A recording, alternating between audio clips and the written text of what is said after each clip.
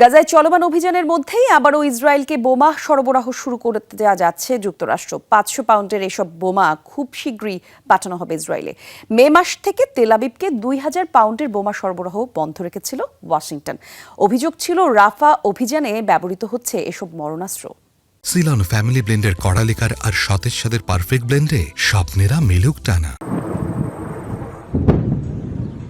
গেল ৭ অক্টোবরের পরই গাজার বিভিন্ন স্থানে বিমান হামলা চালিয়ে আসছে ইসরায়েলি বহর। আগ্রাসনে ব্যবহৃত বোমার বেশিরভাগই যুক্তরাষ্ট্রে সরবরাহ করা, যার মধ্যে রয়েছে ৫০০ পাউন্ড ও ২০০০ পাউন্ডের বোমা। তবে আন্তর্জাতিক চাপের মুখে গেল মে মাস থেকে ইসরায়েলকে বোমা সরবরাহ বন্ধ রাখে যুক্তরাষ্ট্র। অভিযোগ ছিল রাফায় বেসামরিকদের ওপর চালানো হামলায় ব্যবহৃত হচ্ছে মার্কিন অস্ত্র। পাশাপাশি আন্তর্জাতিক ত্রাণকর্মী নিহতের ঘটনায় যুক্তরাষ্ট্র পড়ে চাপের মুখে। সেই ক্ষয়ক্ষতি বিবেচনায় সমরাস্ত্র সরবরাহ স্থগিতের সিদ্ধান্ত নেয় বাইডেন প্রশাসন।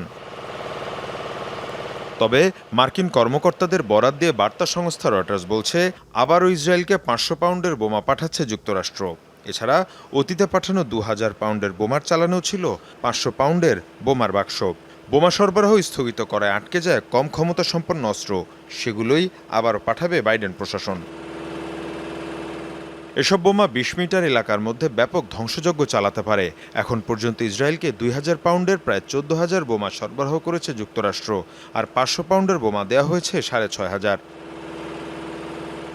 গেল মাসে ওয়াশিংটন সফরে যান ইসরায়েলি প্রতিরক্ষামন্ত্রী ইয়োভ গ্যালন। সে সময় স্থগিত হওয়া অস্ত্রের চালান আবারও সরবরাহের বিষয়টি সুরাহা হয় বলে জানায় আন্তর্জাতিক বিভিন্ন গণমাধ্যম।